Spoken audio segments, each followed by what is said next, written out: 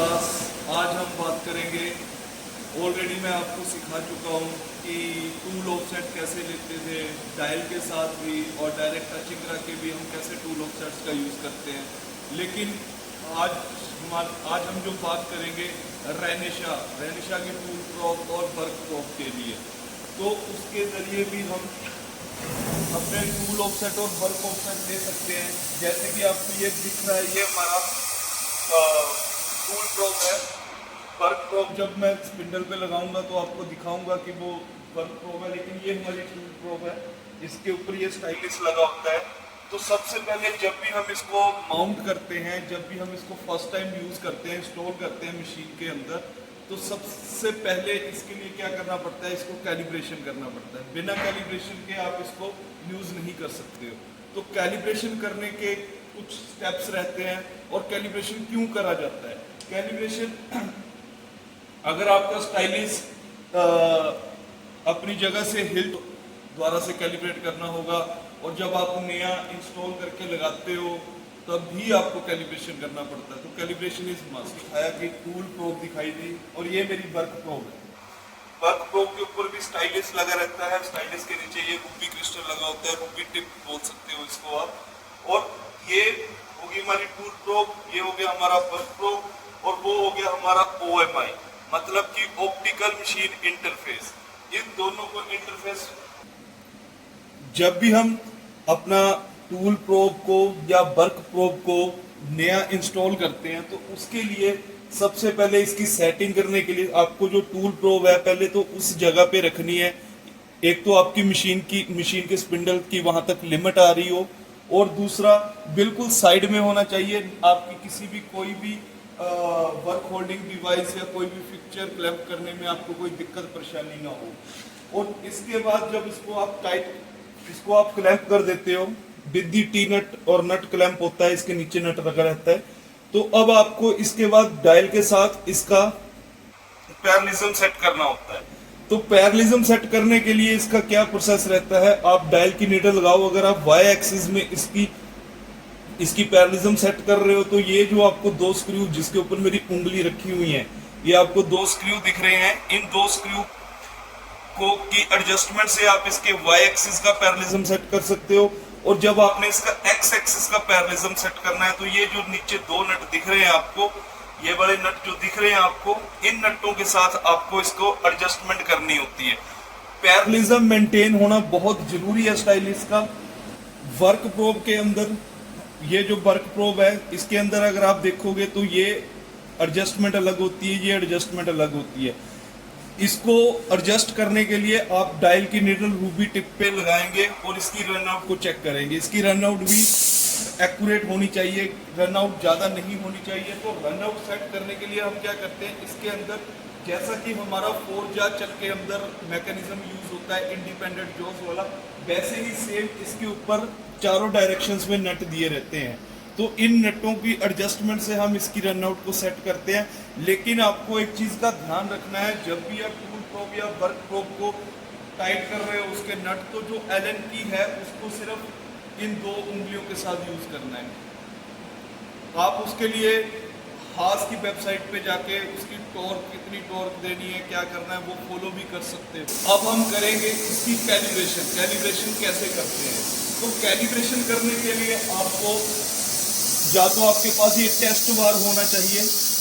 ये टेस्ट बार एक्चुअल में हम क्यों यूज करते हैं, क्योंकि अगर आप इसमें देख रहे हो तो इसके अंदर इसकी गेज, लेंथ और डायमीटर मेंशन करा हुआ है कि इसका डायमीटर कितना है और इसकी गेज लेंथ बिल्कुल यहाँ से यहाँ मेरा हाथ दिख रहा है, ये कितनी है। ये लेंथ हमें पता रहती है, तो हमें अलग से इसकी लेंथ लेने की जरूरत नहीं होती है। इन सच केस अगर आपके पास टेस्ट बार नहीं है, अगर इन सच केस हमारे पास टेस्ट बार नहीं है, इसको हम टेस्ट बार बोलते हैं, अगर ये टेस्ट बार नहीं है हमारे पास, तो हम इसको कैलिब्रेट करने के लिए कैसे करेंगे। तो आपको कोई भी एंड मिल या ड्रिल, कोई भी टूल लेना है, उसको आपको उल्टा कॉर्नर के अंदर क्लैंप करना है, क्योंकि हमें ये फ्लैट सरफेस चाहिए होता है। कार्बाइड का आप एंड मिल यूज कर सकते हो इसके लिए, और उसके साथ आपको माइक्रोमीटर, बिल्कुल कैलिब्रेटेड माइक्रोमीटर के साथ इस शैक का डायामीटर पता करना है। कितना डायमीटर है, और उसके बाद जब आप इसको क्लैंप कर लोगे अडोप्टर में तो इसकी प्रॉपर लेंथ आपको पता करनी है। तो उसके लिए आप हाइट गेज का यूज कर सकते हो, डायल का यूज कर सकते हो। ऑलरेडी मैंने आपको डायल के साथ टूल ऑप्शन बताया था, तो आप उसको डायल के साथ भी पता कर सकते हो कि गेज लेंथ कितनी है और डायमीटर कितना है। अगर अब हमारे पास तो टेस्ट बार है तो हम टेस्ट बार से ही काम करेंगे। टेस्ट बार के साथ हम काम करने के लिए देख, जैसा कि मेरे को यहाँ पे दिख रहा है 5.0001 inch gauge length and 0.5004 inch diameter. तो ये जो टेस्ट बार के ऊपर मेरे को जो दे रखी है गेज लेंथ और डायमीटर, ये इंचेस में दे रखा है। तो पहले मेरे को इंचेस, अब मैं यहाँ पे मैट्रिक में काम कर रहे हैं तो इंचेस को first of all we change in the metric में चेंज करेंगे। तो उसके लिए हम 25/4 के साथ इसको मल्टीप्लाई करेंगे तो हमारे पास वैल्यू आएगी। तो अब वो वैल्यू आने के बाद जब हम उसको कैलिब्रेट कर रहे हैं तो कैलिब्रेट करने के लिए हम क्या करेंगे, हम यहाँ से एडिट मोड में जाएंगे। एडिट मोड में जाके हम यहाँ से डीपीएल के अंदर जाएंगे। डीपीएल मोड में जाकर हम यहाँ पे प्रोबिंग के अंदर जाएंगे। प्रोबिंग से साइड ऑफ करेंगे तो यहाँ पे tool offset, work offset and calibration. So first of all हम कैलिब्रेशन कर रहे हैं, तो कैलिब्रेशन के लिए हम कैलिब्रेशन वाले ब्लॉक पे जाएंगे और राइट कर्सर की को प्रेस करके ओपन कर दिया। तो उसके बाद मेरे पास यहाँ पे आ रहा है टूल प्रोब कैलिब्रेशन, जैसा कि आपको इमेज के ऊपर दिख भी रहा है टूल प्रोब कैलिब्रेशन, इस प्रोब की कैलिब्रेशन करने के लिए। तो इसकी कैलिब्रेशन मैं एक चीज आपको और बोलूँगा, जैसे जैसे ये स्टेप दे रखे हैं tool probe, spindle probe calibration and spindle probe diameter calibration, आप इसी सीक्वेंस को फॉलो करें। आप अलग अलग से फॉलो ना करें कि पहले स्पिंडल प्रोब डायमीटर कर लिया फिर वो कर लिया। जैसा सीक्वेंस मशीन में दे रखा है उसी सीक्वेंस का यूज आप कैलिब्रेशन के टाइम पे करें। और कंप्लीट प्रोब कैलिब्रेशन मैं आपको रिकमेंड नहीं करूंगा कि आप कंप्लीट प्रोब कैलिब्रेशन को यूज करो। अब मैं फुल प्रोब कैलिब्रेशन को करने जा रहा हूं, तो उसके लिए मैं फुल प्रोब कैलिब्रेशन के ऊपर अपना कर्सर लेके आऊंगा और राइट कर्सर बटन से मैं इसको ओपन करूंगा। जैसे ही मैं इसको ओपन करूंगा तो ये पेज लेआउट यहाँ पे बिल्कुल एरो के साथ मेरे से क्या पूछ रहा है, सबसे पहले पूछ रहा है length, enter the calibration tool length, जो कि टूल लेंथ हमारी इंचेस में लिखी हुई थी। तो उसको मैंने जब mm में कन्वर्ट करा है तो it will be 127 and diameter will be 12.7। और ये मैंने डायमीटर भी डाल दिया, लेंथ भी डाल दी, एंड देन मैं इसकी ओरिएंटेशन बहुत ज़रूरी है। ओरिएंटेशन क्यों ज़रूरी होती है, जो हमारे लार्ज डायमीटर के कटर्स होते हैं जब हम उनकी टूल लेंथ लेते हैं तो वो टूल प्रोब के ऊपर ना टकराएं, इसलिए कैलिब्रेशन सही होना बहुत ज़रूरी है। अब जैसे मैं एंड मिल की ले रहा हूँ या ड्रिल की ले रहा हूँ उसके लिए तो ये चलेगा, लेकिन large diameter of cutting tool जब मैं यूज़ करूँगा तो वो उसके लिए ओरिएंटेशन बहुत ज़रूरी है, नहीं तो आपका टूल गलत जगह आएगा और टूल प्रोब को डैमेज कर देगा। तो इसलिए आपको ओरिएंटेशन सही से देख के देनी है। तो मैं यहाँ पे 3 नंबर यूज़ कर रहा हूँ। 3 नंबर से मेरा क्या होगा, जो टूल कैलिब्रेट होगा वो जो बड़ा टूल होगा वो इस साइड आएगा, ना कि इस साइड आएगा। अगर मैं ओरिएंटेशन गलत करता हूँ तो वो एक साइड आ सकता है और इसमें टकरा सकता है, इसलिए मेरे को ओरिएंटेशन ढंग से देख के देनी है। तो कैलिब्रेशन करने के लिए पहले आपको क्या करना है, इस टेस्ट बार को मैन्युअली इस स्टाइलस के पास लेके आना है। अप्रोक्सीमेटली 10 mm डिस्टेंस आपको ऊपर रखना है और बिल्कुल इसके पैरेलल लेके आना है। तो हम with the help of handle jog buttons अपना टेस्ट बार को नीचे लेके आते हैं।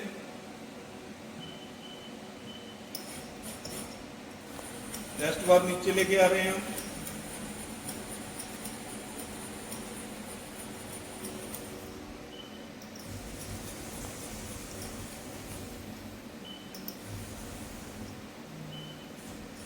तो मैंने अब स्टाइलिस के नियर इसको लेके आ गया हूं।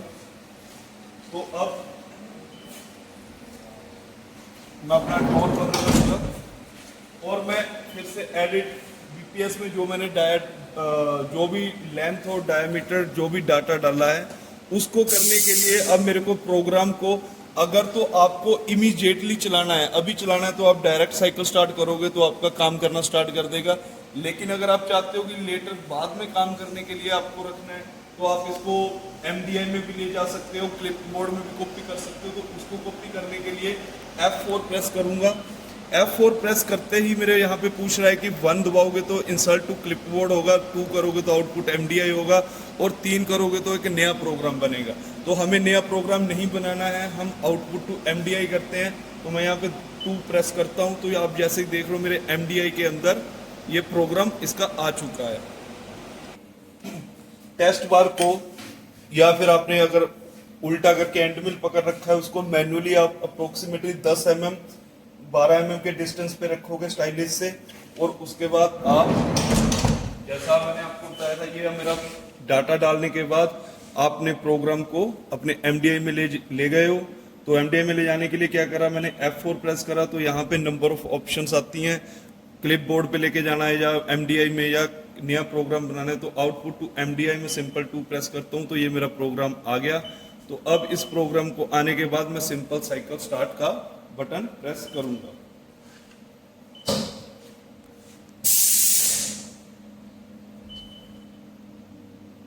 जैसा कि आप देख रहे हो वो अपने आप को कैलिब्रेट कर रहा है और इसी प्रकार वो चारों साइड से अपना डायमीटर भी कैलिब्रेट करेगा।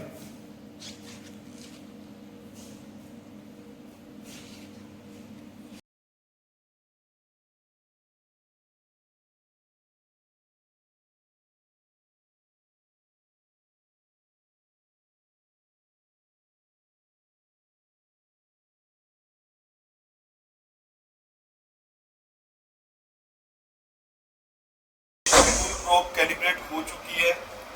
अब हम नेक्स्ट वीडियो में कैलिब्रेट करेंगे वर्क प्रोब को और वर्क प्रोब डायमीटर को। Thank you very much.